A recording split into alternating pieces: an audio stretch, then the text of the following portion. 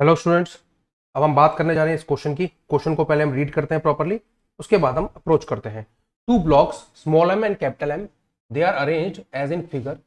There is friction between ground and capital M only and other surfaces are frictionless. The coefficient of friction between ground and capital M is mu equal to 0.25. The maximum ratio of small m divided by capital M so that the system remains is at rest, और we can say the system is at rest. System rest में रहना चाहिए। बात clear है? तो देखो, दोनों के मैंने फ्री बॉडी डायग्राम यहाँ पे लिए हुए हैं, है ना। दोनों के मैंने फ्री बॉडी डायग्राम यहाँ पे कंसिडर किए हैं। तो हम देखते हैं कि इन डायग्राम्स में क्या क्या आ सकता है। पहले बात मैं करता हूँ कैपिटल एम की। ये रहा कैपिटल एम। इस पे नीचे की सरफेस से ऊपर की तरफ एक नॉर्मल फोर्स लगेगा, बिल्कुल ठीक है। इसके एग्जैक्टली सेंटर पे नीचे की तरफ एक फोर्स लगेगा जिसको हम ग्रेविटेशनल फोर्स कहते हैं। वो कितना होगा? कैपिटल एम इंटू जी। ये भी हमने मेंशन कर दिया यहाँ पे, ठीक है स्टूडेंट्स। और क्या होगा? ऑब्वियसली किस तरह मूव करने की पॉसिबिलिटी है?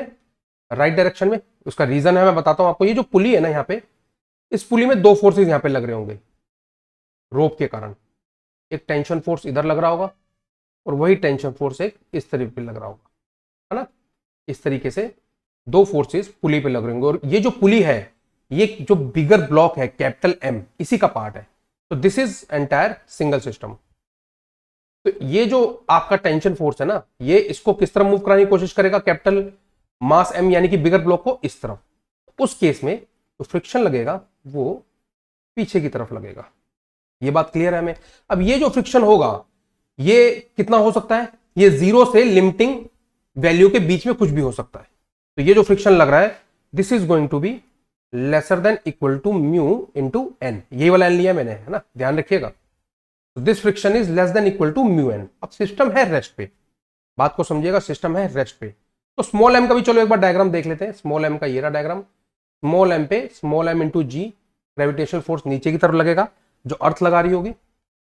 अर्थ इस इन दोनों ब्लॉक्स को अपने सेंटर की तरफ खींच रही है, तो कैपिटल एम जी लगा था, यहाँ पे स्मॉल एम जी लग गया, और इस पे ऊपर की तरफ टेंशन टी लग जाएगी। अब देखो, जहां भी मैंने इस पर्टिकुलर स्ट्रिंग को लिया है, ये सिंगल स्ट्रिंग है ना। क्या है? ये सिंगल स्ट्रिंग है। तो इसके अंदर हर एक पॉइंट पे जो टेंशन है वो सेम है, क्योंकि मासलेस है। अगर मास होता इस स्ट्रिंग का तो क्वेश्चन में दिया होता, तो मासलेस है। इसीलिए मैंने सभी जगह पे जहां पे भी स्ट्रिंग के कारण टेंशन ली है वो कैपिटल टी कंसिडर की है।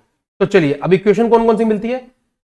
अगर सिस्टम मूव नहीं कर रहा है तो स्मॉल एम भी वर्टिकली मूव नहीं करेगा। तो ये स्मॉल एम अगर वर्टिकली मूव नहीं करता है तो यहां से हमें कौन सी इक्वेशन मिलती है स्टूडेंट्स?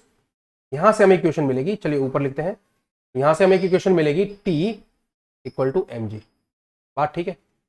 नंबर डालना, नंबर डाल दीजिए आप इक्वेशन नंबर अपने अकॉर्डिंगली, ठीक है। एक ये हो गया। अब और क्या हो सकता है? अगर हॉरिजॉन्टली कैपिटल एम भी मूव नहीं कर रहा है, अगर हॉरिजॉन्टली यहां पे ध्यान से देखिए कैपिटल एम बड़ा वाला जो ब्लॉक है मूव नहीं कर रहा है, तो उस केस में जो हॉरिजॉन्टल फोर्सेस लग रहे हैं वो बैलेंस होने चाहिए।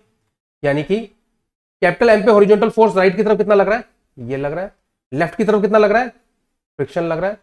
सो मैं लिख सकता हूं यहां पे, मैं बहुत कॉन्फिडेंटली यहां पे लिख सकता हूं, जो टेंशन फोर्स है that is equal to F. ये बात क्लियर है? टेंशन फोर्स किसके बराबर आ गया? एफ के। ये होगी आपकी, लिख लेते हैं इसको, सेकंड इक्वेशन लिख लेते हैं, चलो ठीक है। और इसी कैपिटल एम जो ब्लॉक है, बड़ा वाला जो ब्लॉक है ना, इसके बेसिस पे एक और इक्वेशन में लिख सकता हूं। वो कौन सी है? वर्टिकल के लिए, ठीक है। कौन से? वर्टिकल फोर्सेस बैलेंस करके, यानी कि वर्टिकल डायरेक्शन में अगर मैं ऑब्जर्व करूं तो इस पे कौन कौन से फोर्सेस लग रहे हैं? डायग्राम में मैं रेड कलर से हाईलाइट करता हूं। वर्टिकली कौन कौन से फोर्स लग रहे हैं? एक एन लग रहा है, एम जी लग रहा है, टी लग रहा है ना। तो इन तीनों को मैं यहां पे कंसिडर करने जा रहा हूं और इनको मैं क्या करूंगा? बैलेंस कर दूंगा। ये बात क्लियर है आपको? तो इनको मैं बैलेंस अगर करूंगा, क्योंकि देखो मोशन नहीं है किसी भी ब्लॉक का, ये क्या है? सब इक्विलिब्रियम में, रेस्ट पे है, बेसिकली नॉट इक्विलिब्रियम, रेस्ट पे है ना। तो अगर वर्टिकल डायरेक्शन में मैं ऑब्जर्व करूं, कैपिटल एम को अगर मैं ऑब्जर्व करता हूं, तो मुझे क्या इक्वेशन मिलती है? एन इक्वल टू नीचे की तरफ कितने फोर्स लग रहे हैं? उस पर कैपिटल एम पे एम जी लग रहा है, और ये एक टी होगा यहां वाला, एम जी प्लस टी। ये बात क्लियर है? ठीक है। टी की वैल्यू फर्स्ट इक्वेशन से मैं, ये जो ऊपर इक्वेशन लिखी ना फर्स्ट, वहां से स्मॉल एम जी भी डाल सकता हूं। तो एन इक्वल टू कितना आ जाएगा? M G plus small M G. यहां तक तो बच्चे बिल्कुल ठीक है, हम कुछ हद तक कहीं पहुंच पाए हैं, है ना, हम कुछ हद तक कहीं पे पहुंच पाए हम कह सकते हैं। चलिए अब बात आती है इसके आगे क्या करना है, इससे आगे क्या करना है उसके बारे में हम थोड़ा सोच लेते हैं। n इक्वल टू कितना आ गया, अच्छा अब ये क्वेश्चन मैं कंसिडर करूंगा, कौन सी क्वेश्चन कंसिडर करने जा रहा हूं, friction is less than equal to mu N, यही था ना। n की वैल्यू मैं लिखता हूं, n की वैल्यू मैं यहां से यहां इंसर्ट करता हूं, ठीक है, और मैं ये जो एरो जो अभी मैंने लगाया है उसको हटा देता हूं ताकि कोई प्रॉब्लम हमें स्पेस बना रहे, ठीक है। तो आप समझ गए मैं क्या करने जा रहा हूं, मैं म्यू इंटू कैपिटल एन है, कैपिटल एन की वैल्यू यहां से ले रहा हूं, यहां से, ठीक है, वो कितनी आ जाएगी m plus small m into g. अब बोलोगे सर ये इक्वेशन कहां से है, ये इक्वेशन में डायग्राम के बिल्कुल बॉटम में दिखाई है आपको, ठीक है, एक बार दोबारा हाईलाइट कर देता हूं, यहाँ पे ये रही, बोला था ना मैंने यहाँ पे, तो इसी इक्वेशन को मैंने यहाँ पे लिया है।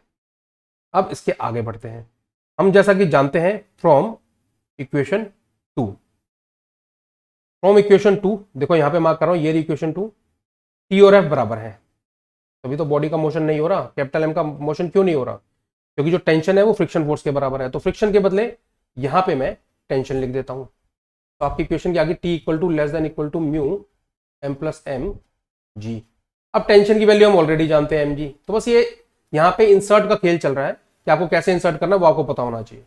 ये आगे m g less than equal to mu M plus m equal to g आ गया, रीअरेंज करते हैं, m g less than equal to mu m ji plus mu small M g, ये टर्म यहाँ आ जाएगी आपकी, तो आपका आ जाएगा M g 1 minus mu less than equal to mu capital M into g, g g दोनों तरफ कैंसिल आउट कर लेते हैं, जो एक्सेलरेशन ड्यू टू ग्रेविटी होती है उसको मैंने कैंसिल आउट कर दिया, ये आ गया small M divided by capital M, that is less than equal to कितना आ गया ये म्यू अपॉन 1 माइनस म्यू।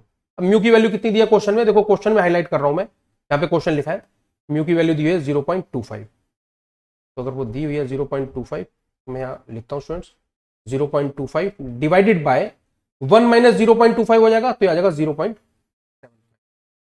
ठीक है। तो small M divided by capital M that is less than equal to कितना आ गया 1/3,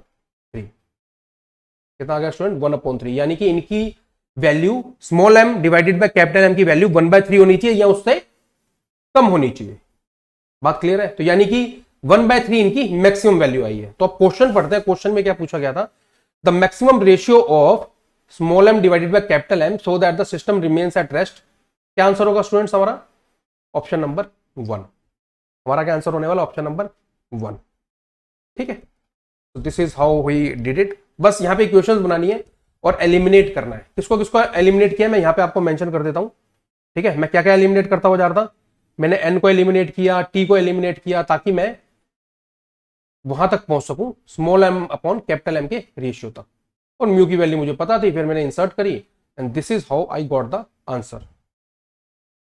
सो I am pretty sure that I have answered your question और आपको ये सोल्यूशन एकदम क्लियर है। Thank you.